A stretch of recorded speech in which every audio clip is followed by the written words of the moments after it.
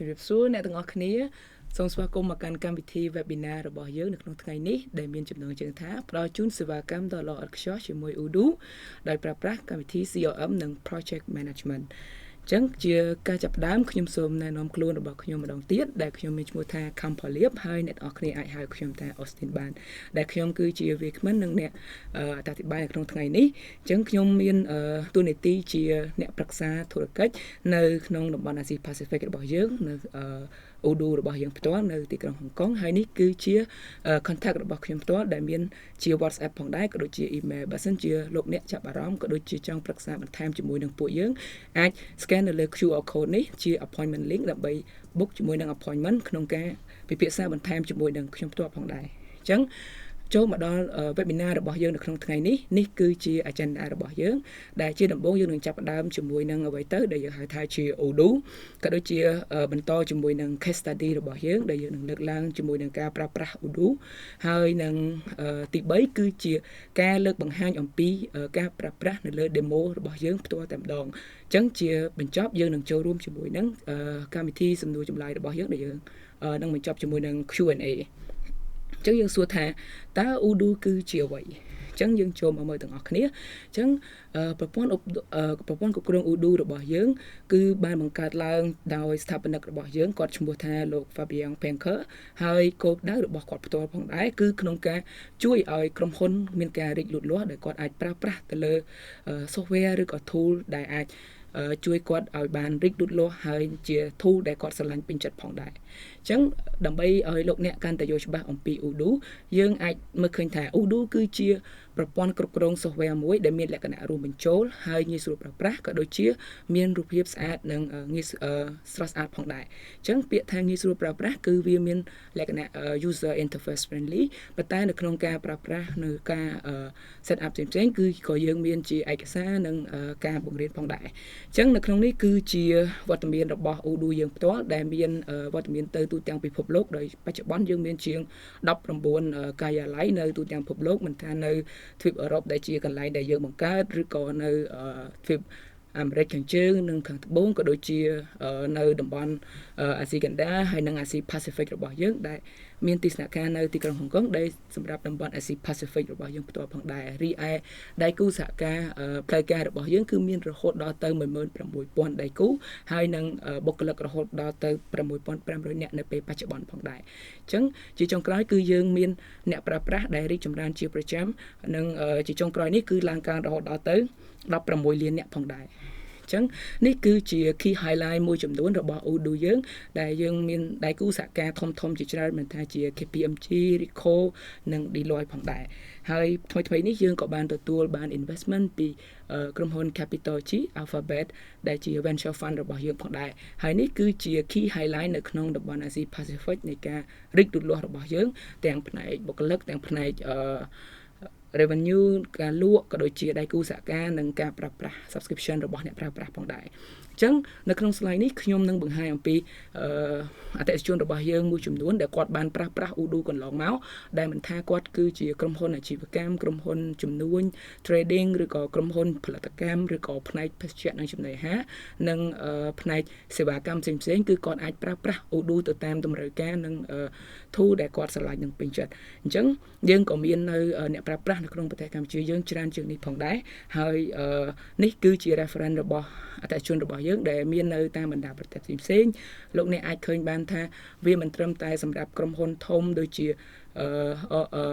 KPMG, Grab ឬក៏ Foodpanda ឬក៏ Hyundai ផ្សេងៗនោះទេទោះបីជាក្រុមហ៊ុនលក្ខណៈ startup ក៏យើងអាចប្រើប្រាស់ទៅក្នុង tool របស់ Odoo យើងបានផងដែរ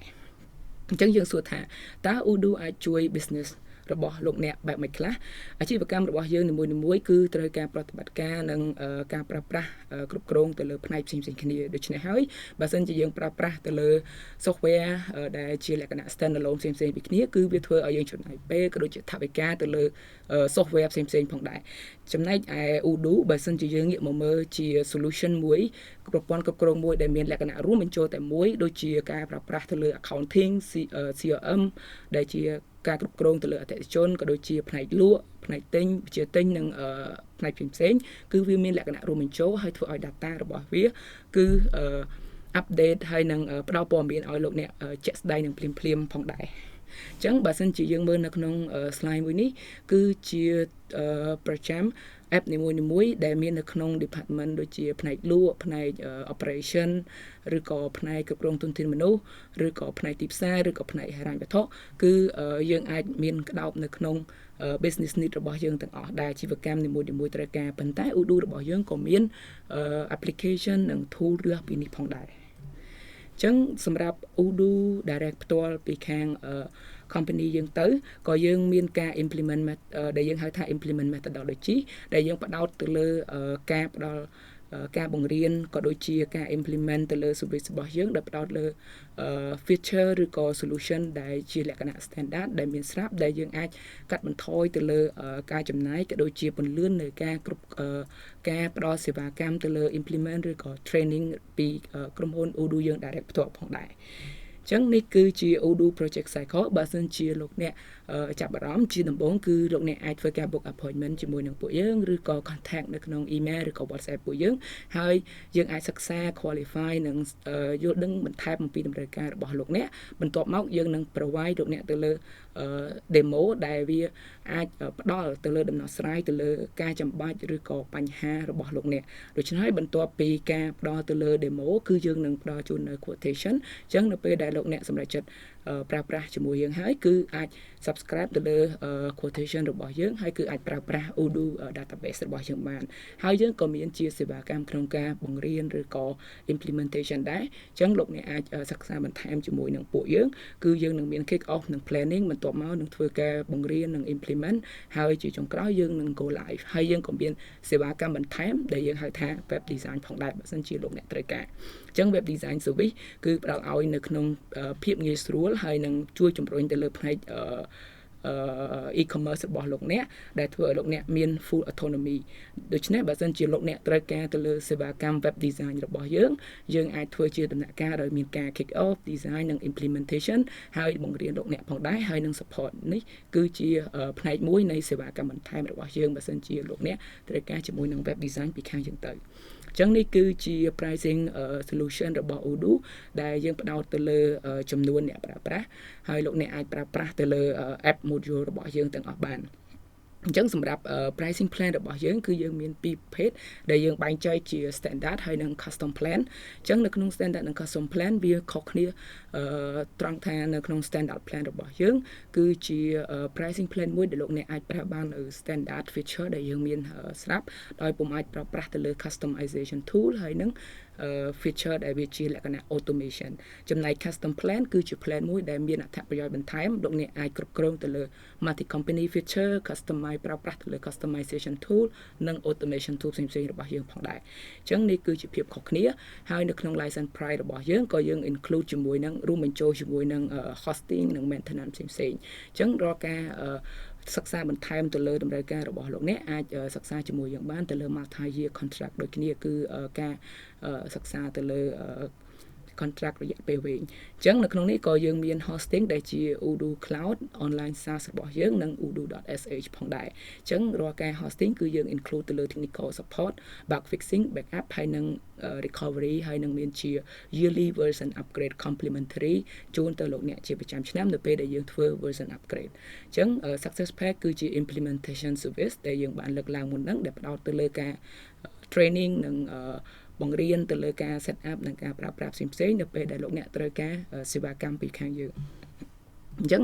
នេះគឺជា pricing update របស់យើងអញ្ចឹងនៅក្នុង pricing របស់ Odoo យើងផ្ទាល់គឺយើងបែងចែកជាពីរ pricing plan ដែលខ្ញុំបានលើកឡើងអំបញ្ញមិញដែលមានជា standard និង custom plan អញ្ចឹងនេះគឺជាតម្លៃប្រចាំឆ្នាំរបស់យើងហើយបើសិនជាយើងមើលមកក្នុងរង្វង់ដែលយើងបានគូសគឺជាតម្លៃដែលយើងបំបែកទៅជាប្រចាំខែក្នុងមួយ user មួយអ្នកប្រើប្រាស់អញ្ចឹង custom គឺវាមានតម្លៃខុសគ្នាពី standard plan អញ្ចឹងសម្រាប់ការប្រើប្រាស់ក៏ដូចជា user license លោកអ្នកអាចបើសិនជាចាប់អារម្មណ៍អាច book ជាមួយនឹង appointment ជាមួយនឹងខ្ញុំផ្ទាល់ខ្ញុំអាចធ្វើការបញ្យល់បន្ថែមទៅលើ pricing plan របស់យើងអញ្ចឹងខ្ញុំលើកឡើងនៅក្នុងថ្ងៃនេះគឺ feature បន្ថែមនៃ multi company ដែលយើងអាចប្រើប្រាស់បាននៅក្នុង custom plan អញ្ចឹងវាមានអត្ថប្រយោជន៍សម្រាប់អ្នកដែលគាត់មានការគ្រប់គ្រងទៅលើអាជីវកម្ម2ឬក៏3ក្នុងពេលតែមួយអញ្ចឹងគាត់មាន subsidiary ឬក៏ entity គាត់ផ្សេងគ្នាអញ្ចឹងគាត់អាចប្រើនៅក្នុង database តែមួយរបស់យើងដែលអាច centralize ទៅលើការគ្រប់គ្រងផ្ទាល់ក៏ដូចជាប្រើ multi currency ពេលខ្លះគាត់មានជាលុយខ្មែររៀលឬក៏លុយដុល្លារឬក៏លុយហុងកុងគឺគាត់អាចគ្រប់គ្រងជា multi currency បានអញ្ចឹងនេះគឺជាអត្ថប្រយោជន៍បន្ថែមនៅពេលដែលយើងប្រើទៅលើ custom plan អញ្ចឹងយើងឈានចូលមកដល់agenda បន្ទាប់របស់យើងគឺ case study អញ្ចឹងនៅក្នុងថ្ងៃនេះគឺយើងមានcase study អំពីក្រុមហ៊ុនមួយដែលគាត់ជាក្រុមហ៊ុន consulting គាត់មានឈ្មោះថា Kingdom A.K Consulting Group ហើយគាត់បានបង្កើតឡើងនៅក្នុងទីក្រុងភ្នំពេញដែលមានរយៈពេលប្រហែលជាជាង8ឆ្នាំជាមួយនឹងការរីកលូតលាស់ដោយមានសន្ទុះយ៉ាងខ្លាំងនឹងការពង្រីកទៅតាមខេត្តផ្សេងៗផងដែរគាត់ក៏បានផ្ដល់ជូននៅសេវាកម្មផ្សេងៗជាច្រើនដូចជាសេវាកម្មក្នុងការចុះបញ្ជីអាជីវកម្មការផ្ដល់ប្រឹក្សាយោបល់ផ្នែកច្បាប់ហើយការគ្រប់គ្រងទៅលើevent ផ្សេងៗនិងការផ្ដល់ជាសេវាកម្មទៅលើផ្នែក digital marketing ផងដែរអញ្ចឹងនៅក្នុង A.K Consulting Group នេះ Kingdom នេះគឺគាត់មានបែងចែកជា3 company នៅក្នុងនេះគឺក្រុមហ៊ុនទី1គឺជា business consulting firm ដែលគាត់ផ្ដល់ជាសេវាកម្មចុះបញ្ជីទៅលើ business ផ្សេងៗហើយក្រុមហ៊ុនបន្ទាប់របស់គាត់គឺ digital solution នៅទីក្រុងភ្នំពេញនិងជាចុងក្រោយគឺនៅក្រុមហ៊ុនតូចរបស់គាត់មួយទៀតនៅសិង្ហបុរីដែលមានឈ្មោះថា Digital Solution SG អញ្ចឹងនៅក្នុងក្រុមហ៊ុនKingdom Consulting នេះគឺយើងនឹងលើកឡើងអំពី industry ដែលជាខាងផ្នែកផ្ដល់សេវាកម្មអញ្ចឹងគឺជាដំបូងគឺយើងផ្ដោតទៅលើការគ្រប់គ្រងអតិថិជនក៏ដូចជាផ្នែកលក់ដែលជាអ្នកផ្ដល់ការលក់សេវាកម្មបន្ទាប់មកគឺចូលមកលើការគ្រប់គ្រងទៅលើ project និងកិច្ចការងារ task ដែលគាត់បានបង្កើតហើយ flow បន្ទាប់របស់យើងគឺការ set ទៅលើតារាងពេលវេលាដែលយើងហៅថា time sheet បើសិនជាគាត់មានហើយគាត់ក៏មានជាអាជីវកម្មដែលគ្រប់គ្រងទៅលើ subscription ដែលជាការគ្រប់គ្រងអាជីវកម្ម invoice ដែល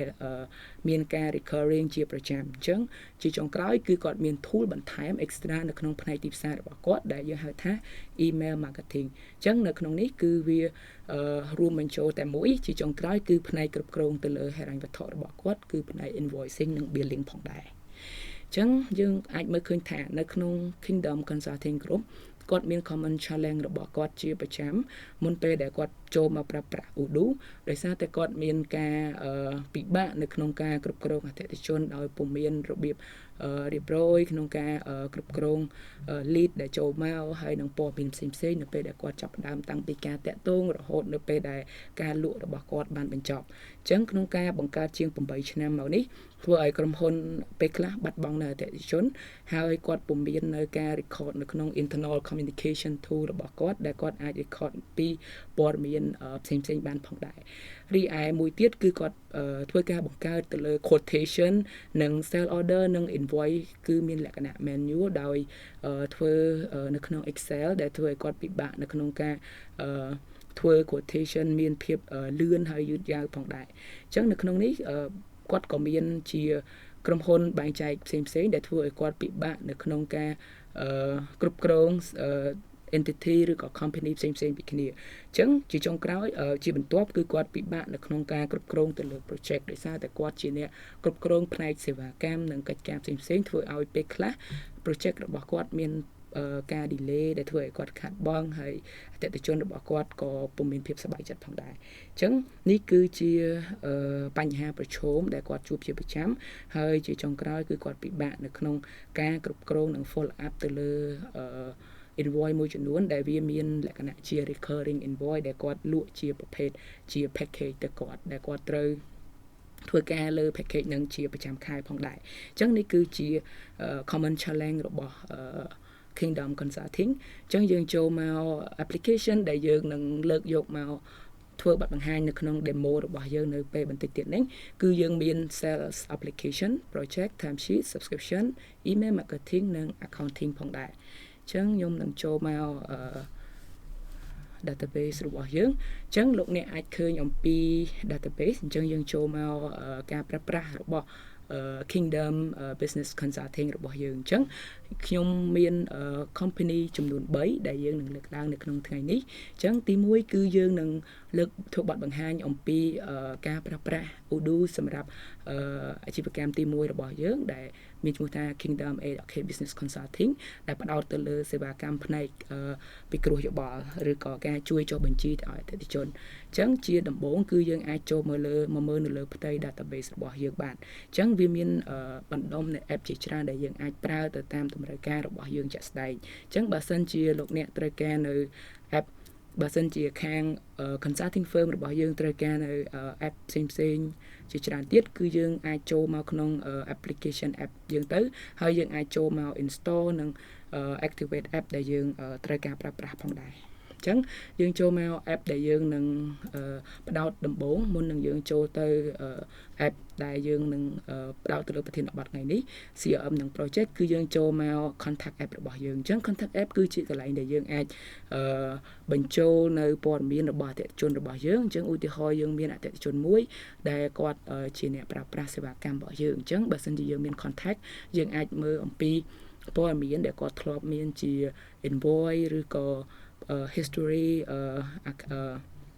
task ឬក៏ sales order ដែលគាត់ធ្លាប់មានជាមួយយើងពីមុនមកអញ្ចឹងបើសិនជាយើងមើលនៅក្នុង sales កន្លែងនេះយើងធ្លាប់មាន sales order ណាខ្លះជាមួយនឹងគាត់អញ្ចឹងគឺយើងអាចចូលមកមើលអំពីព័ត៌មាន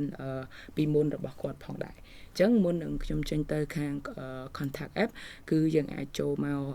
មើលថាតើយើងអាចបង្កើតអ្វីបានខ្លះនៅក្នុងនេះអញ្ចឹងបើសិនជាយើងចង់មាន field ណាបន្ថែមគឺយើងក៏អាចសិក្សាជាមួយនឹងខាង Odoo Direct Team ដែលគាត់អាចធ្វើការផ្ដល់យោបល់ឲ្យយើងបន្ថែមបើសិនជាក្នុងការចាំបាច់ណាមួយយើងត្រូវសិក្សាអំពី implementation អញ្ចឹងបើសិនជាយើងគ្រាន់តែដាក់ព័ត៌មានធម្មតាគឺយើងអាចដាក់នៅក្នុង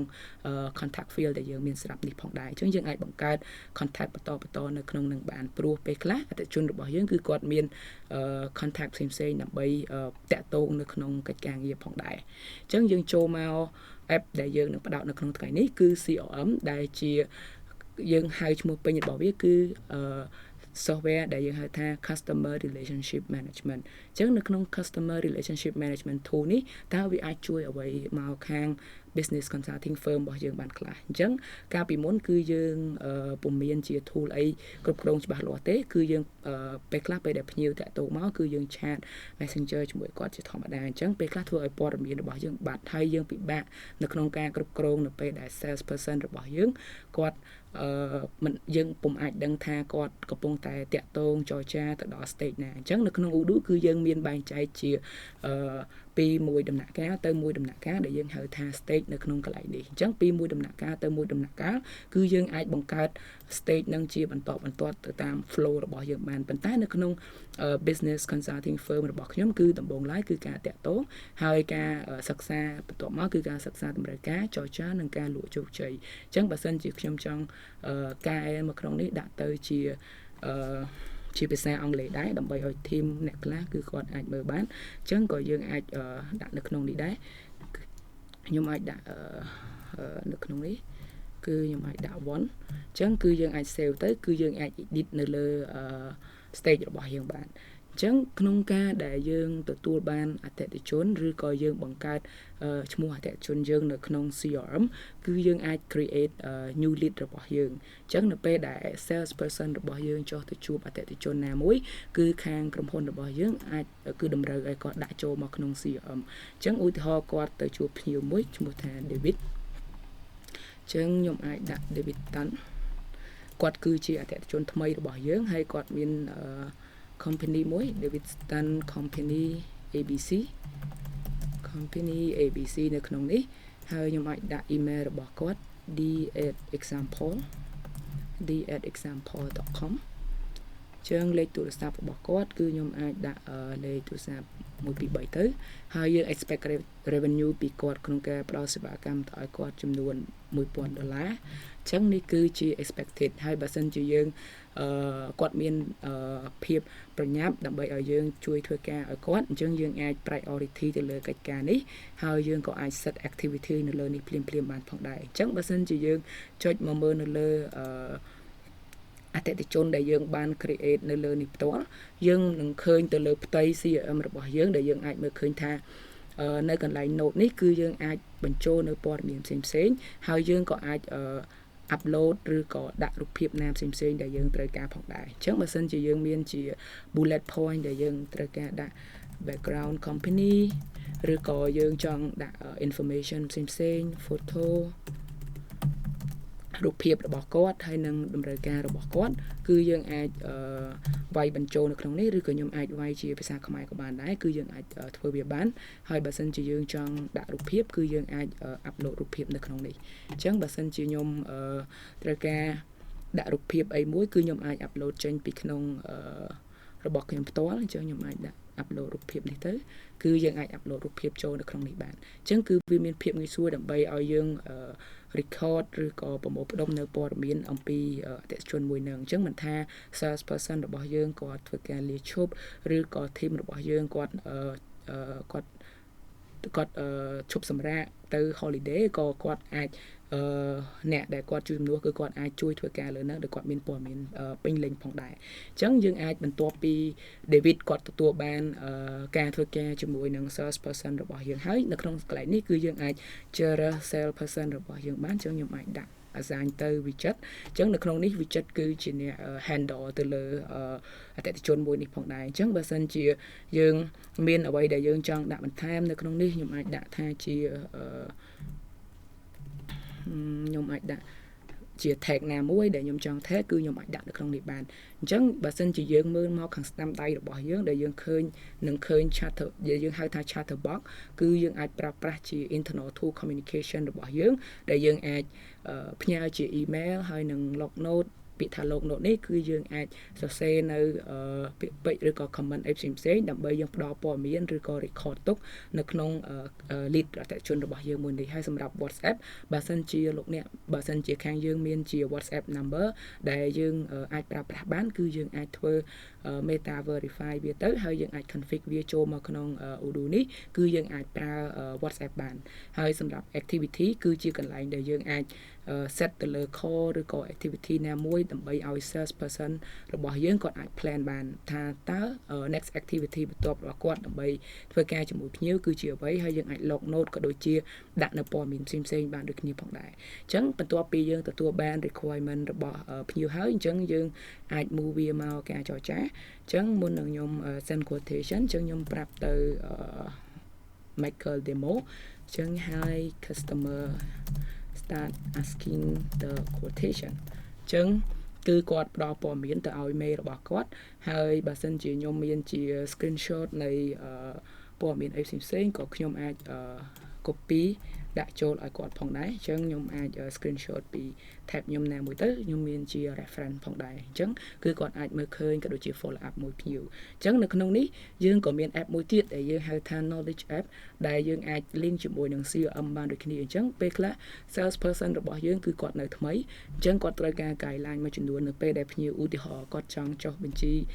ពាណិជ្ជកម្មអាជីវកម្មរបស់គាត់អញ្ចឹងយើងក៏មាន guideline ដែលគាត់អាចចូលមកមើលនៅក្នុងនេះអញ្ចឹង requirement របស់ customer គាត់ត្រូវដកស្រង់អីខ្លះហើយយើងអាច attach ជា video ជា guideline អីផ្សេងៗអញ្ចឹងគឺវាមានភាពងាយស្រួលមែនទែនដែលយើងអាច link ពីមួយ app ទៅមួយ application ផងដែរអញ្ចឹងខ្ញុំអាចចូលមកpipeline របស់ខ្ញុំវិញអញ្ចឹងខ្ញុំចូលមកកន្លែង David Tan របស់ខ្ញុំអញ្ចឹងយើងចូលមកនៅក្នុងនេះអញ្ចឹងខ្ញុំអាចចូលមក lead របស់ខ្ញុំទាំងអស់អញ្ចឹងយើងចូលមក pipeline របស់យើងអូខេអញ្ចឹងខ្ញុំអាចដោះ pipeline របស់ខ្ញុំអញ្ចឹងយើងចូលមក David អញ្ចឹងនៅក្នុងនេះគឺយើងអាចលេងជាមួយនឹង article របស់យើងបានដូចគ្នាហើយមួយទៀតគឺយើងចូលមកដំណាក់កាលដែលយើង create quotation អញ្ចឹងនៅពេលដែលយើងចរចាគ្នាហើយយើងអាចផ្ញើ quotation ទៅឲ្យគាត់បានអញ្ចឹងនៅពេលដែលយើងផ្ញើ quotation នេះគឺជា standard quotation ដែលយើងអាចជ្រើសរើសទៅលើexpiration របស់ quotation date ហើយយើងអាចជ្រើសរើស price list យើងមានជា multi currency ដែលយើងអាចរើសបានជាលុយដុល្លារឬក៏យើងអាចបង្កើតជា price list promotion ដែលយើងនឹង discount ដូចគ្នាអញ្ចឹងនៅក្នុងនេះគឺខ្ញុំអាច update price ទៅគឺយើងនឹង reflect ទៅលើ discount ដែលយើងបាន set នៅក្នុង price list របស់យើងផងដែរគឺកន្លែងដែលយើងអាច set បើសិនជាយើងមានជា discount ជាភាគរយឬក៏ជាចំនួន fix amount ណាមួយអញ្ចឹងសម្រាប់ payment term នៅក្នុងនេះគឺយើងក៏អាច set នៅក្នុង accounting part របស់យើងដែរអញ្ចឹងបើសិនជាយើងមានត្រឹម7ថ្ងៃ10ថ្ងៃក៏យើងអាច set payment term នៅក្នុងនោះអញ្ចឹងនៅក្នុងនេះខ្ញុំអាចរក immediate payment ប៉ុន្តែនៅក្នុងនេះ debitan គាត់ជាប្រភេទអាជីវកម្មតូចទេអញ្ចឹងយើងអាចរក sole proprietorship ទៅអញ្ចឹងគឺយើងមានសេវាកម្មដែលយើងបានដាក់បញ្ចូលនៅក្នុងនោះមានជា company registration company advisory និង administration service នៅក្នុងនោះផងដែរអញ្ចឹងខ្ញុំបង្កើតនៅក្នុង quotation នៅក្នុងនេះអញ្ចឹងពី CRM អញ្ចឹងទៅក៏យើងអាច send quotation ទៅអតិថិជនរបស់យើងផងដែរអញ្ចឹងឧទាហរណ៍នៅក្នុងដំណាក់កាលដែលយើង negotiation ឬក៏ចរចាហ្នឹងគឺខ្ញុំអាចផ្ញើ quotation ហ្នឹងទៅឲ្យភ្ញៀវរបស់យើងដើម្បីឲ្យគាត់មើលអញ្ចឹងយើងអាចផ្ញើហើយនៅក្នុងនេះគឺខ្ញុំអាចប្រាប់ AI ឲ្យជួយសរសេរ email ឲ្យខ្ញុំ please write me an introduction email for service ចឹងយើងសួរឲ្យ AI ទៅដើម្បីឲ្យគាត់ជួយមកយើងអញ្ចឹងបើសិនជាខ្ញុំពេញចិត្តជាមួយនឹង content មួយនេះគឺខ្ញុំអាចដាក់ use this អញ្ចឹងគឺវាមានភាពងាយស្រួលមែនទែនដោយសារតែបច្ចុប្បន្នគឺ AI នៅក្នុង Odoo របស់យើងគឺអាចជួយបានច្រើនអញ្ចឹងបើសិនជាយើងចង់ edit អីបន្ថែមដើម្បីឲ្យ content របស់យើងមានភាពវាមានលក្ខណៈមួយដែលយើងចង់បានក៏យើងអាច edit នៅក្នុងនឹងបន្ថែមអញ្ចឹងបើសិនជាខ្ញុំចង់ attach ទៅលើ document អីបន្ថែមទៀតគឺខ្ញុំអាចចុចទៅលើកន្លែង attachment ហ្នឹងទៅគឺយើង add attachment អញ្ចឹងខ្ញុំ send quotation នេះទៅក្នុងទៅជូនទៅអតិថិជនរបស់យើងអញ្ចឹងយើងចូលមកមើលទៅលើ quotation របស់យើងទាំងអស់គ្នាអញ្ចឹងនៅក្នុង quotation របស់យើងអញ្ចឹងនេះគឺជា quotation របស់យើងជាទូទៅប៉ុន្តែខាងក្រុមហ៊ុនរបស់យើងក៏បានឲ្យខាង Odoo Direct របស់យើងជួយធ្វើ implementation ដោយសារតែជាទូទៅភ្ញៀវរបស់យើងក៏គាត់ត្រូវការភាសាខ្មែរអញ្ចឹងក៏យើងអាចធ្វើការ customization បន្ថែមទៅលើការដាក់ភាសាខ្មែរនៅលើ quotation standard របស់យើងផងដែរអញ្ចឹងនេះគឺជាការផ្ញើ quotation ហើយបើសិនជាពេលខ្លះគាត់អត់ប្រើ email ទេគាត់មាន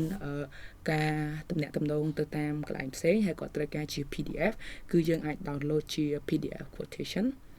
អញ្ចឹងវាចូលមកក្នុង folder របស់យើងអញ្ចឹងយើងអាចattach វាផ្ញើទៅតាមបណ្ដាញសង្គមណាមួយដែលយើងតាក់ទងជាមួយនឹងភ្ញៀវអញ្ចឹងនៅក្នុងនេះបើសិនជាខ្ញុំចង់ log note ឬក៏ផ្ញើ WhatsApp ទៅឲ្យគាត់ក៏ខ្ញុំអាចផ្ញើ WhatsApp បានដែរអញ្ចឹងបើសិនជាលេខទូរស័ព្ទនេះមានWhatsApp អញ្ចឹងខ្ញុំអាចដាក់លេខ1 24អញ្ចឹងនៅក្នុងនេះគឺគាត់គឺ Odoo នឹងផ្ញើទៅលើ quotation នេះទៅលេខ WhatsApp មួយហ្នឹងបើសិនជាលេខនឹងមាន WhatsApp អញ្ចឹងគឺវាមានភាពងាយស្រួលមែនទែនដែលយើងអាចប្រើប្រាស់ទាំង email ទាំង WhatsApp នៅក្នុងនឹងផងដែរអញ្ចឹងនៅក្នុងនេះគឺពេលដែលភ្ញៀវឧទាហរណ៍ថាគាត់ confirm ជាមួយនឹង quotation យើងហើយគាត់យើងអាចចុច confirm នៅលើហ្នឹងទៅដូច្នេះយើងអាចចូលមកក្នុងកន្លែង sell order អញ្ចឹងគឺនៅក្នុងកន្លែងនេះគឺអតិថិជនគាត់យល់ព្រមទៅលើ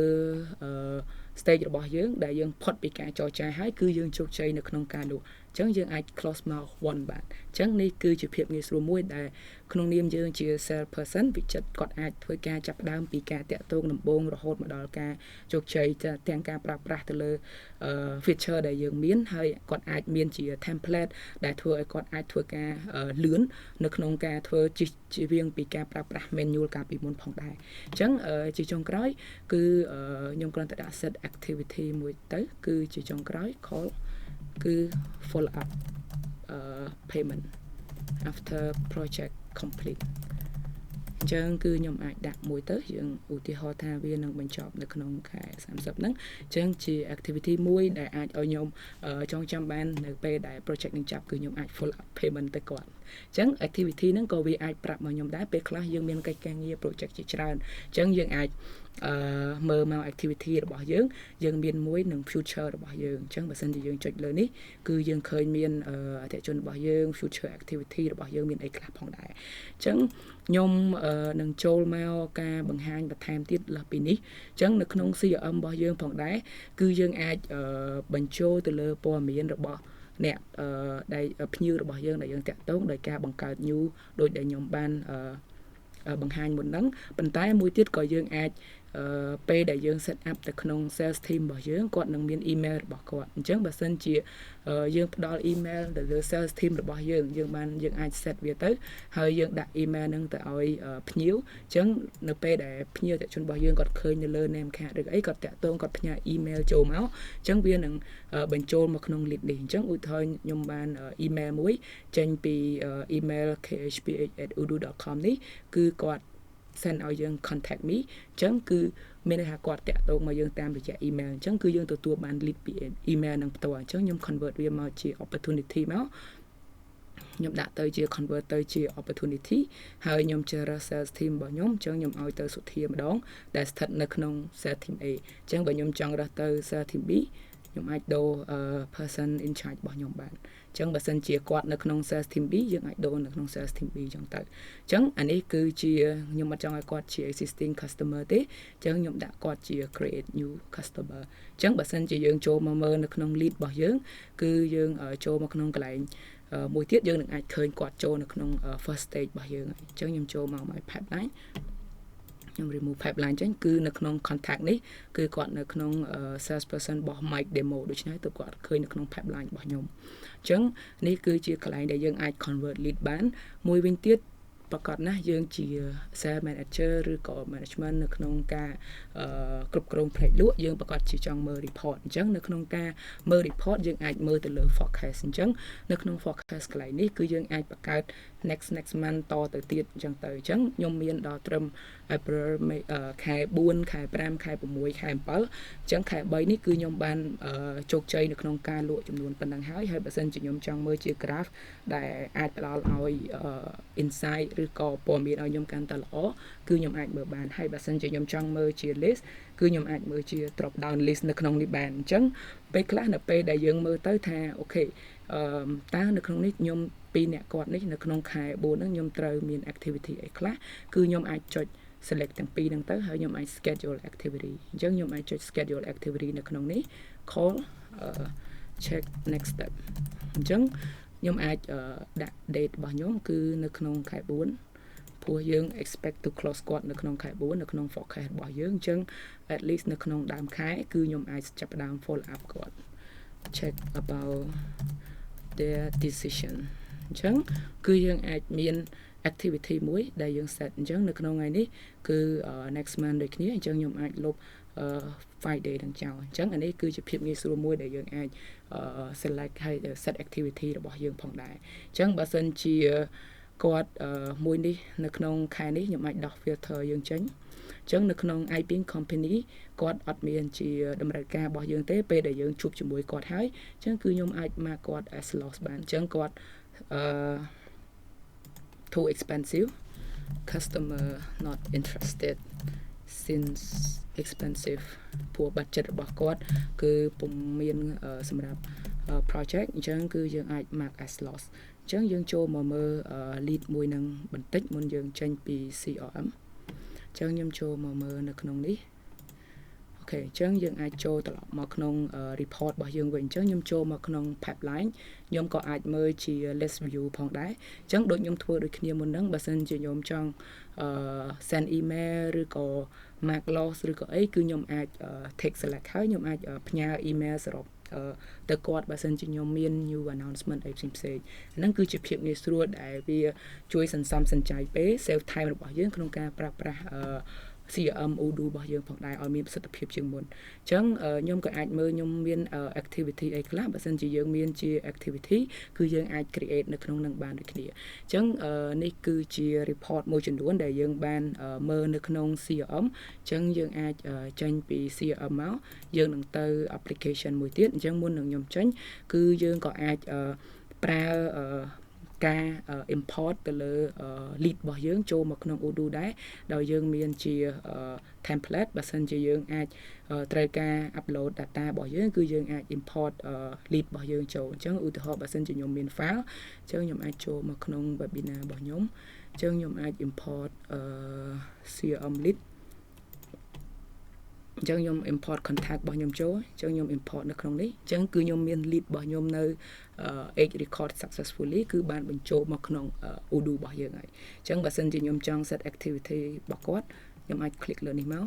ហើយខ្ញុំអាច set ជា activity បានអញ្ចឹងខ្ញុំដាក់ activity ទៅអញ្ចឹងគឺមានភាពងាយស្រួលនិងលឿនសម្រាប់ខ្ញុំដែលខ្ញុំអាចធ្វើការងារលឿនជាងមុនអញ្ចឹងគឺយើងអាចសម្រេច activity របស់យើងបាន set activity របស់យើងបានអញ្ចឹងយើងផុតការងារនឹងមួយហើយយើងចូលមក sell application របស់យើងអញ្ចឹងមុនហ្នឹងខ្ញុំក៏មានឧទាហរណ៍មួយដែរតាក់ទងនឹងបុគ្គលិករបស់យើងគឺវិចិត្រដែលគាត់ handle ទៅលើ project របស់ David អញ្ចឹងយើងចូលមកមើលឧទាហរណ៍មួយហ្នឹងវិញអញ្ចឹងយើងក៏មានជា project ដែរដែលគាត់បានបង្កើតឡើងចេញពីសេវាកម្មមួយហ្នឹងអញ្ចឹងនៅពេលដែលយើងចុចមើលនៅលើ project នេះគឺវានឹង link ទៅ project app នេះហើយគឺជាអ្វីដែលជាចំណុចពិសេស special របស់ Odoo ដែលវា link from one application to another application អញ្ចឹងមុននឹងខ្ញុំចេញទៅ project app ខ្ញុំសូម highlight អំពីការប្រើប្រាស់របស់ business consulting firm យើងនៅពេលដែលយើងចង់មើល product របស់យើងគឺយើងអាចបង្កើតជា product យើងទៅដាក់ជាសេវាកម្មហើយយើងអាចមើលទៅលើ service របស់យើងមានអីខ្លះដែលជា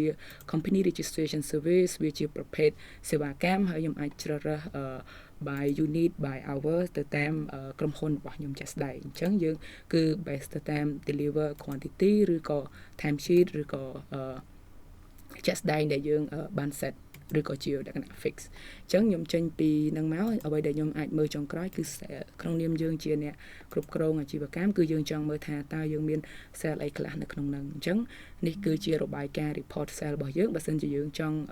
extract ព័ត៌មានគឺយើងអាច extract export នឹងចេញទៅគឺយើងនឹងអាចមើលបានអញ្ចឹងខ្ញុំចេញពី sales application គឺយើងចូលមកapp ដែលយើងសំខាន់នៅក្នុងថ្ងៃនេះគឺ project app អញ្ចឹងយើងចូលមក project application ដែលយើងនឹងមើលទាំងអស់គ្នាអញ្ចឹងខ្ញុំមានសេវាកម្មមួយចុងក្រោយដែលខ្ញុំធ្វើមុនហ្នឹងគឺ business registration របស់ customer យើងឈ្មោះ David អញ្ចឹងនៅក្នុង project application សម្រាប់business consulting firm យើងគឺវាបានជួយយើងច្រើនមែនតើដោយសារតែយើងមាន project ជាច្រើនដូចយើងឃើញនៅក្នុងមុនហ្នឹងអញ្ចឹងគឺរហូតដល់ទៅ30ជាង project អញ្ចឹងក្រុមការងាររបស់យើងគឺគាត់មានភាពរវល់ហើយយើងអាចពិបាកក្នុងការ track ប៉ុន្តែនៅពេលដែលយើង move មកប្រើ Odoo គឺយើងអាចគ្រប់គ្រងទៅតាមដំណាក់កាលហើយយើងមាន task អីខ្លះដែលយើងនឹងធ្វើនៅលើហ្នឹងអញ្ចឹងនៅក្នុង task នេះគឺយើងអាច edit វាដូចនៅក្នុង CRM ជាក់ស្ដែងអញ្ចឹងខ្ញុំអាច change ពី to do ទៅ newហើយខ្ញុំអាចដាក់ពីមុននឹង in progress ខ្ញុំអាចដាក់មួយទៀតគឺ in review ហើយនៅក្នុងនេះយើងក៏អាចជាបង្កើតជា template បានដែរប៉ុន្តែខ្ញុំ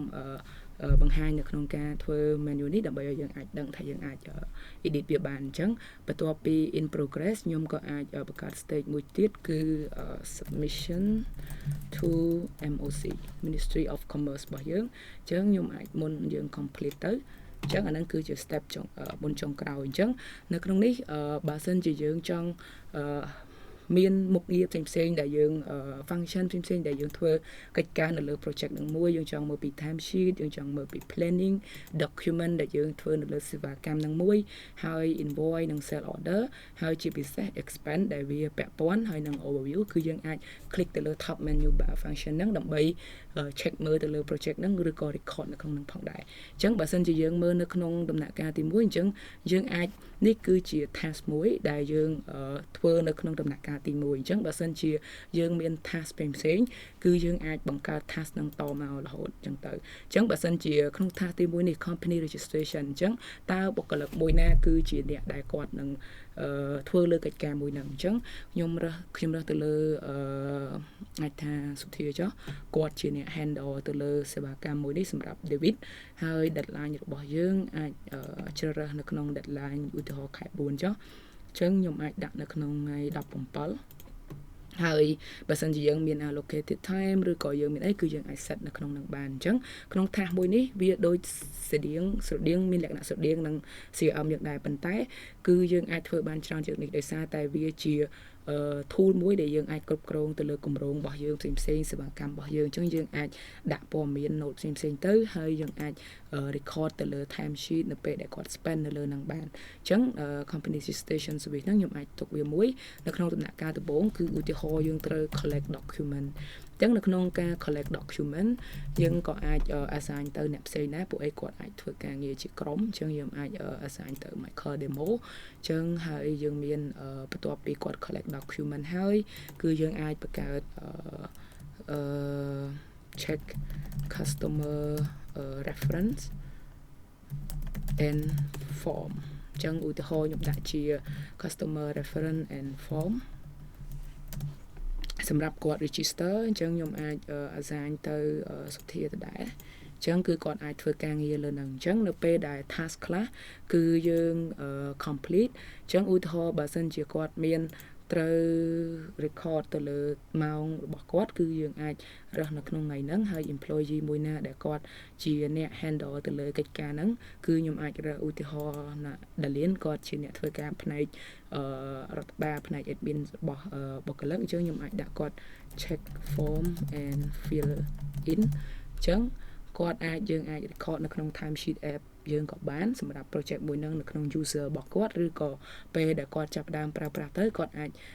ឧទាហរណ៍ខ្ញុំ allocate time នៅក្នុងនេះគឺ5ម៉ោងអញ្ចឹងបើសិនជាគាត់ធ្វើការ time spend លើនេះ2ម៉ោងគឺគាត់អាច record នៅក្នុងនេះបានអញ្ចឹងបើសិនជាយើងបើគាត់ជា user ប្រើប្រាស់គឺគាត់អាច record time start និង stop នៅក្នុងនេះបានអញ្ចឹងនៅក្នុងនេះដែរបើសិនជាគាត់ task មួយនេះបើសិនជាវាមានលក្ខណៈ review គឺយើងអាចចូលមកក្នុងនេះបានយើងអាច move task នៅក្នុងនេះបានអញ្ចឹងក្នុង company registration នេះអញ្ចឹងឧទាហរណ៍ខ្ញុំ complete done collect document ក៏ខ្ញុំបានដែរអញ្ចឹងនៅក្នុង task មួយនេះគឺយើងមានមួយទៀតគឺ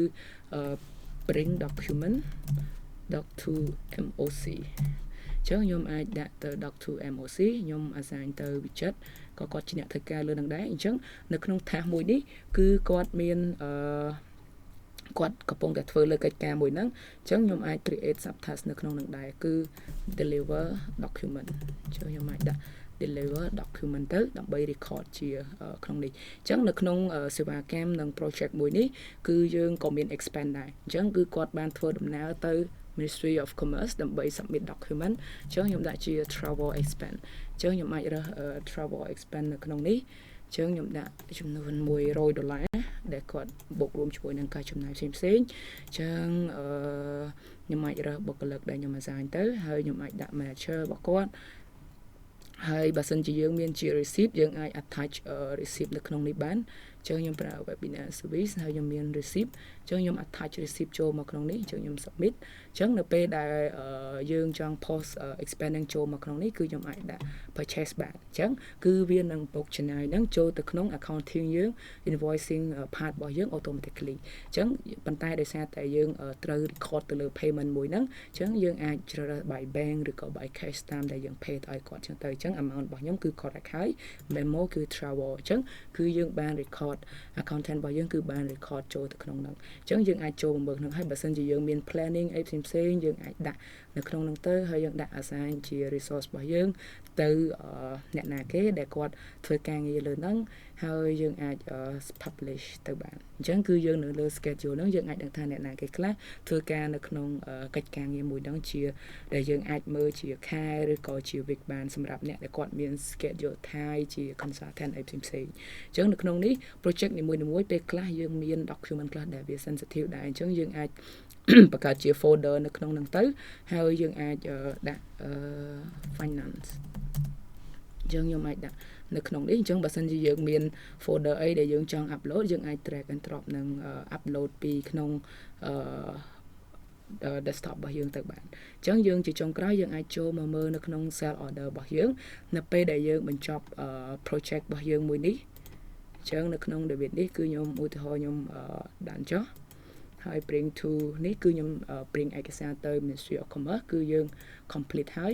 យើង done អញ្ចឹងជាចុងក្រោយគឺយើងអាច move សេវាកម្មរបស់យើងមកនេះគឺ done ជាចុងក្រោយអញ្ចឹងគឺយើង complete អញ្ចឹងជា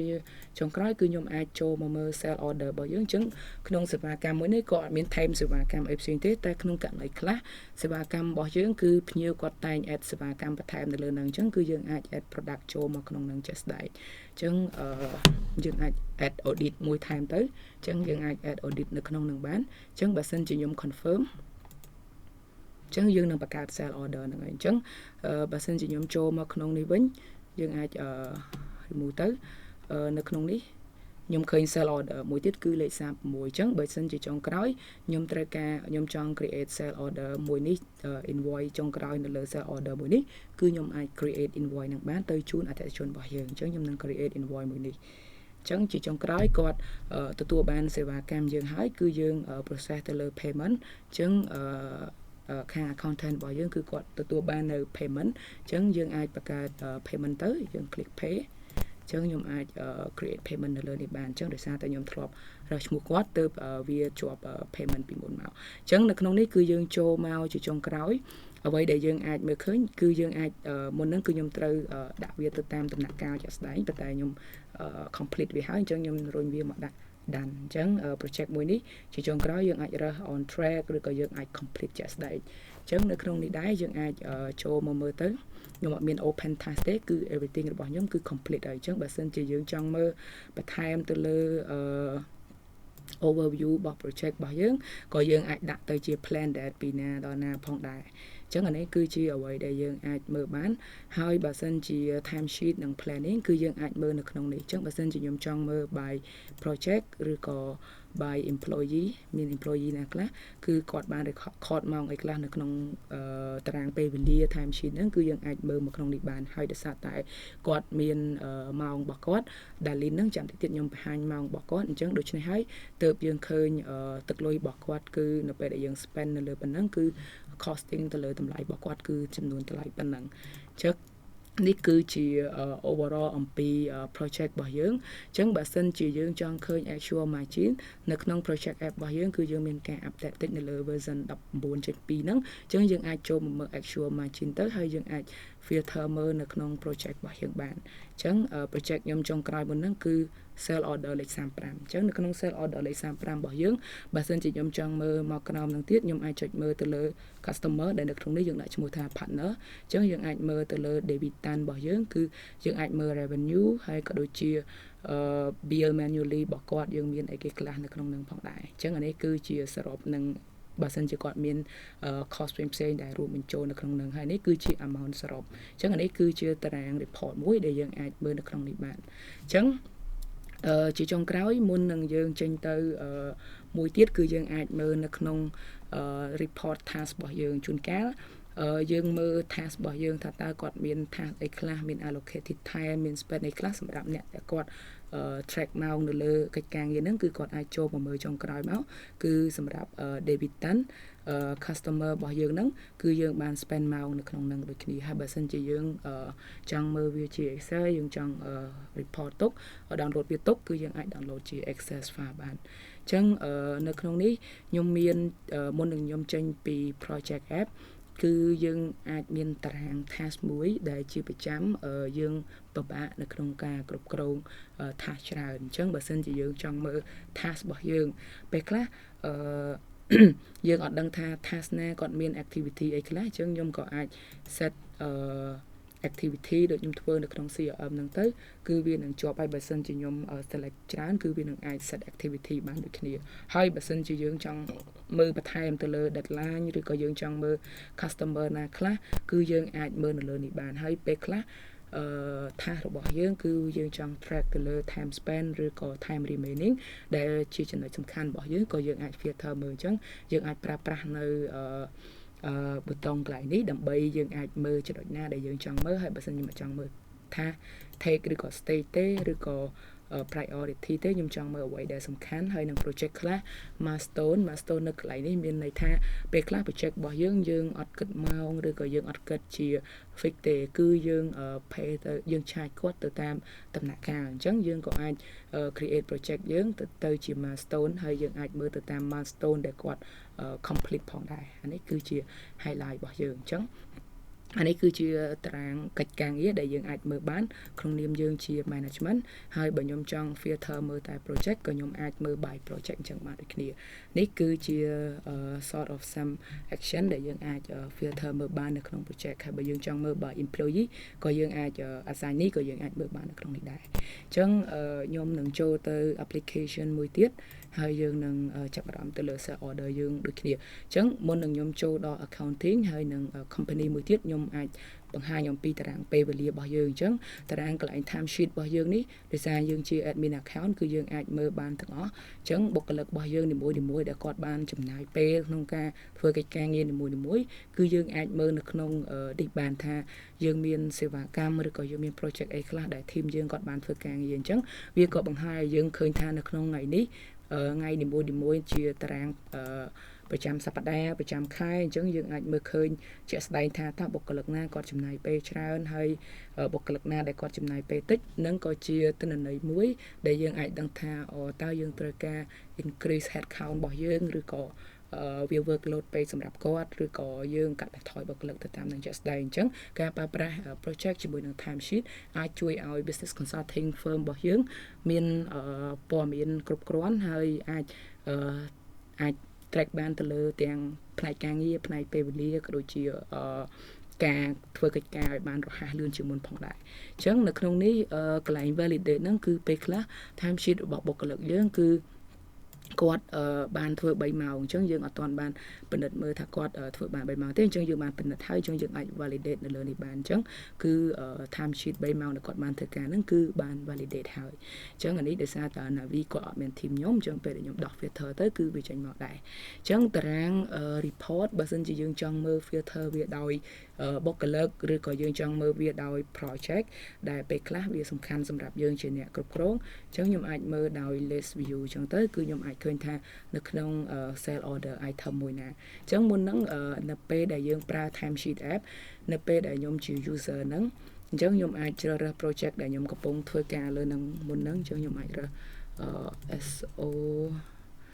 ចុងក្រោយមុនហ្នឹងអញ្ចឹងចឹងយើងអាចមើលនៅក្នុងនេះទៅគឺយើងអាចរើស take ជាមួយនឹង project ដែលយើងធ្វើការងារលើនឹងបានអញ្ចឹងយើងអាច record ទៅលើ time spend នឹងជាក់ស្ដែងបានដូចគ្នាអញ្ចឹងខ្ញុំអាចចូលទៅ app របស់យើងមួយទៀតដើម្បីយើងអាចបង្ហាញទៅលើក្រុមហ៊ុនមួយទៀតបានអញ្ចឹងយើងអាចចូលមក accounting ដែល accounting ក្នុងកន្លែងនេះគឺខ្ញុំនឹងបង្ហាញអំពី accounting របស់ Kingdom Business ពេលដែលខ្ញុំ tick មួយកន្លែងនេះគឺខ្ញុំឃើញ accounting journal របស់business consulting អញ្ចឹងបើសិនជាខ្ញុំមើលនៅកន្លែងនេះគឺ sale order ទាំងអស់គឺជា sale order របស់ក្រុមហ៊ុនទី1របស់យើងអញ្ចឹងបើសិនជាយើងចូលមកមើល journal ផ្សេងដូចជា purchase app នៅក្នុងកន្លែងនេះគឺយើងអាចមើលឃើញមាន purchase ហើយយើងក៏អាច upload bill បានផងដែរពេលខ្លះយើងមាន expense អីផ្សេងៗច្រើនអញ្ចឹងវាជួយធ្វើឲ្យយើងសម្រួលការងារដែលយើងខុសពីមុនយើងប្រើ menu ច្រើនចំណាយពេលទាំងផ្នែកហិរញ្ញវត្ថុទាំងផ្នែកគណនេយ្យនិងផ្នែកលក់អញ្ចឹងយើងចូលមកមួយទៀតដែលជា report អញ្ចឹងបើយើងចាប់អារម្មណ៍នៅក្នុងកន្លែងនេះគឺយើងមាន balance sheet ដែលយើង follow ទៅតាមខាងពន្ធដាររបស់យើងហើយឬបើសិនជាអ្នកខ្លះគាត់ត្រូវការមើលជា generic តាម US គឺគាត់អាច filter មើលបាននៅកន្លែងនេះអញ្ចឹងបើសិនជាខ្ញុំចង់មើលទៅតាម localization package របស់យើងដែលទៅតាមខាងពន្ធដារគឺយើងអាចមើលនៅក្នុងនោះទៅ AR របស់យើង3400នៅក្នុង company មួយនេះអញ្ចឹង AP account receivable account payable របស់យើងនៅក្នុងនេះគឺ450អញ្ចឹងយើងចង់មើលមាននៅក្នុង GL របស់យើងមាន bill អីខ្លះគឺយើងអាចចូលមកមើលនៅក្នុងនេះអញ្ចឹងវាមាន date វាមានឈ្មោះ custom ឈ្មោះpartner ហ្នឹងនៅក្នុងហ្នឹងអញ្ចឹងយើងបើសិនជាយើងចង់មើល journal entry គឺយើងអាចចូលមកមើលនៅក្នុង journal entry ជួនកាលយើងបន្ទាប់ពីយើងបាន payment ហើយយើងត្រូវមាន receipt ឬក៏ screenshot អី attach គឺយើងអាចចូលមក attach នៅក្នុងកន្លែងនេះបានដូចគ្នាអញ្ចឹងជា reference របស់យើងអញ្ចឹងខ្ញុំអាចចូលមកជាចុងក្រោយយើងនឹងចូលមក company មួយទៀតដែលយើងមុននឹងសរុបទៅលើ consolidate accounting report អញ្ចឹងមុននឹងយើងចូលទៅការបញ្ចប់របស់យើងគឺយើងមាន company មួយទៀតដែលមានលក្ខណៈស្តៀងគ្នាទេ Digital Solution ភ្នំពេញនិង Digital Solution PTE Ltd អញ្ចឹងនៅក្នុងនេះយើងមាន app មួយដែលយើងហៅថា subscription applications ដែលយើងអាចប្រើវាសម្រាប់បង្កើតទៅលើ invoice ឬក៏ការផ្ដល់សេវាកម្ម package ដែលជាលក្ខណៈ recurring invoice អញ្ចឹងនៅក្នុងភ្នំពេញ Digital Solution របស់យើងគឺយើងមាន new subscription មួយ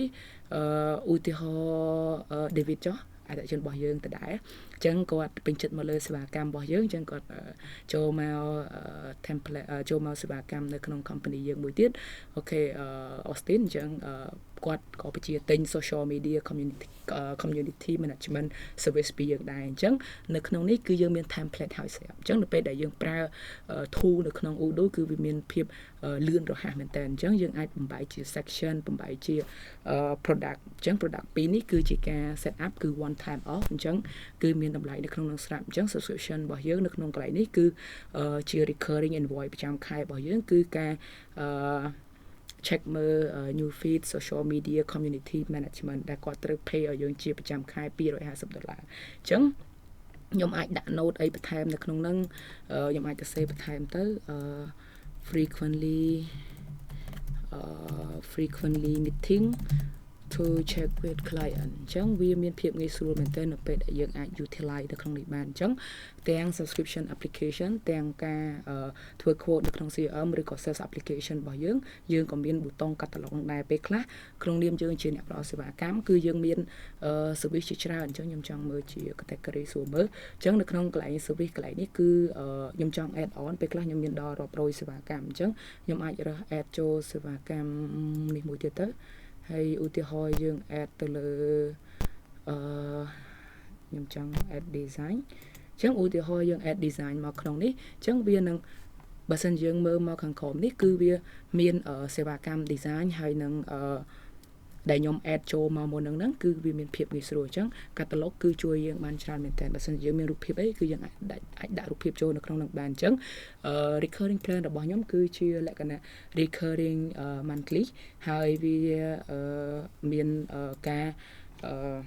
recurring បន្ត invoice ហ្នឹងរហូតដល់ពេលណាគឺឧទាហរណ៍ដល់ខែ12ចុះអញ្ចឹងខ្ញុំដាក់ថ្ងៃទី31ខែ12ហើយ price list បើសិនជាគាត់ជា David ជា loyal customer ខ្ញុំហើយដោយសារគាត់ purchase សេវាកម្មខ្ញុំពី business consulting firm ខ្ញុំពីមុនអញ្ចឹងខ្ញុំក៏ចូលមកក្នុងកន្លែងនេះគឺជា immediate payment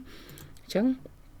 បើសិនជាយើងចង់ផ្ញើ quote គឺយើងអាចផ្ញើ quote ដូចខ្ញុំ show នៅក្នុង company មុនអញ្ចឹងដោយសារតែខ្ញុំបាន show ហើយអញ្ចឹងគឺខ្ញុំចូលមក confirm ទៅលើ quotation ហ្នឹងអញ្ចឹងអ្វីដែលយើងឃើញ button pop up បន្ថែមនៅលើកន្លែងនេះ smart ដែលយើងហៅថាលើកន្លែងនេះជា smart button ហ្នឹងគឺយើងអាចឃើញនៅកន្លែងនេះយើងហៅថា MRR គឺជា monthly recurring revenue របស់យើងគឺមានទឹកលុយចំនួន$250ដែលចេញមកពី subscription service របស់ខ្ញុំអញ្ចឹងកន្លែងហ្នឹងសួរថាតើវាជួយមក A.K Digital Solution របស់ខ្ញុំបែបម៉េចខ្លះអញ្ចឹងអ្វីដែលវាជួយមកខាងខ្ញុំគឺពេលដែលខ្ញុំឧទាហរណ៍ confirm sale order ហ្នឹងហើយខ្ញុំ create invoiceអញ្ចឹងខ្ញុំអាច keep track ទៅលើសេវាកម្មហ្នឹងថាតើវាដាច់ទៅលើការប្រើប្រាស់ការinvoice ហ្នឹងវាដាច់នៅត្រឹមពេលណាអញ្ចឹងពេលខ្លះយើងមាន subscription ជាច្រើនអញ្ចឹងយើងពិបាកនៅក្នុងការ tracking ឬក៏គ្រប់គ្រងពេលដែលយើងធ្វើនៅលើ Excel file អញ្ចឹងនៅក្នុងនេះគឺយើងមាន subscription app មួយដែលយើងអាចប្រើប្រាស់ utilize ជា efficient tool សម្រាប់ការផ្ដល់សេវាកម្មជាលក្ខណៈ recurring ប្រចាំខែប្រចាំឆ្នាំអញ្ចឹងទៅអញ្ចឹងនៅក្នុងនេះគឺខ្ញុំមានជា reporting មួយដែលខ្ញុំត្រូវ keep track ថាអូខេតើមាន subscription ណាខ្លះកំពុងតែ in progress អញ្ចឹងខ្ញុំអាចឃើញDavid Mary ហើយនិង Boray development នេះគឺគាត់មានsubscription កំពុងតែ running ជាចុងក្រោយគឺយើងក៏អាច check មើលទៅលើ churn ដែរអញ្ចឹង churn នៅកន្លែងនេះគឺគាត់ឈប់ប្រើប្រាស់ជាមួយយើងហើយអញ្ចឹងជាចុងក្រោយគឺខ្ញុំមានចំណុចសំខាន់មួយដែលយើងអាចបង្ហាញបានគឺការមើលជាលក្ខណៈ consolidate ទៅលើ accounting report ដែលចាំបាច់សម្រាប់ multi company feature របស់យើងអញ្ចឹងនៅក្នុងកន្លែងនេះគឺយើងអាចមើលឃើញ journal របស់យើងគឺ breakdown ឲ្យយើងងាយស្រួលមើល clean ហើយនិង very user interface friendly គឺយើងអាចមើលទៅតាម journal របស់ company មួយបានអ្វីដែលសំខាន់ក្នុងនាមយើងជា management គឺយើងចង់មើល profit and loss ដែលជា consolidate accounting report អញ្ចឹងបើសិនជាខ្ញុំមើលនៅកន្លែងនេះ operating revenue របស់យើងហើយខ្ញុំអាចចុចមកលើនេះមកគឺខ្ញុំអាចឃើញនៅលើនេះបានអញ្ចឹង17000អញ្ចឹងបើសិនជាខ្ញុំដោះចេញមើលតែ business consulting firm ទេគឺយើងនឹង reflect តែ3152ទេអញ្ចឹងគឺក្រុមហ៊ុនដែលផ្ដល់ចំណូលឲ្យយើងច្រើនជាងគេគឺ AK Digital Solution Co Ltd អញ្ចឹងនៅក្នុងហ្នឹងខាងសិង្ហបុរីក៏គាត់ផ្ដល់ឲ្យយើងដែរអញ្ចឹងគឺគាត់មាន revenue មួយរបស់គាត់ដែរអញ្ចឹងនៅក្នុងកន្លែងនេះគឺយើងអាចមើលជាលក្ខណៈ consolidate reporting បានអញ្ចឹងនេះគឺជាចុងក្រោយនៃការ provide នៅលើការធ្វើ demo ផ្ទាល់ជាមួយនឹង company របស់យើង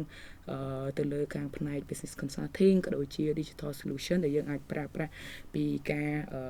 គ្រប់គ្រងទៅដល់អតិថិជនរហូតដល់ការគ្រប់គ្រងគម្រោងហើយនិងការគ្រប់គ្រង expense របស់យើងផ្សេងៗជាមួយនឹងការគ្រប់គ្រង invoice និង billing ហើយជាចុងក្រោយក៏យើងមានជា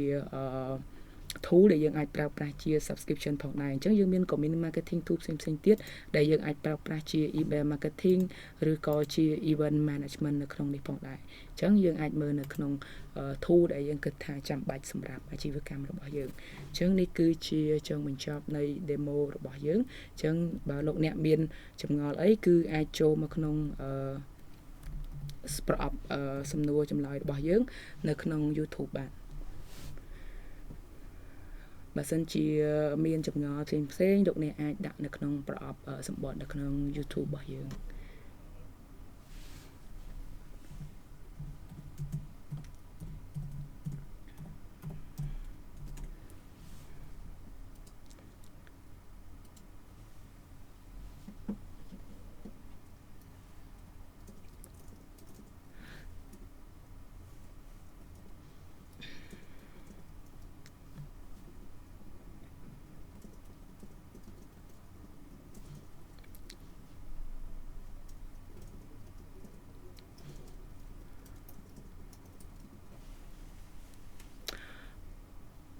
អូខេអញ្ចឹងសូមអរគុណច្រើនសម្រាប់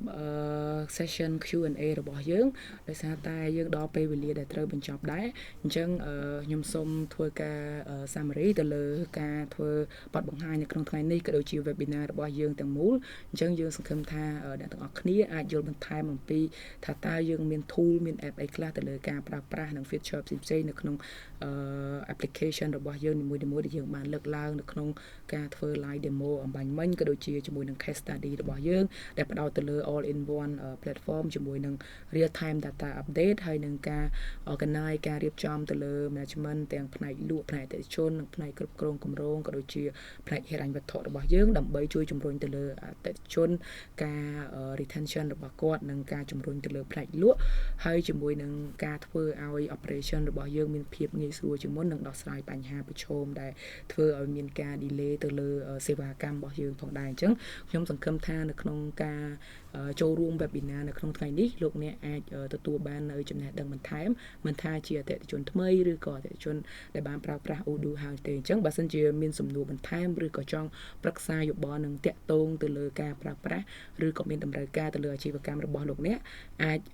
តាក់ទងមកខ្ញុំផ្ទាល់បានដោយការធ្វើដោយអាចផ្ញើ email ឬក៏ scan ទៅលើ appointment link នេះដើម្បីសិក្សាឬក៏ធ្វើការប្រឹក្សាបន្ថែមនៅក្នុងតម្រូវការរបស់លោកអ្នកអញ្ចឹងសូមអរគុណហើយជួបគ្នានៅក្នុងឱកាសក្រោយ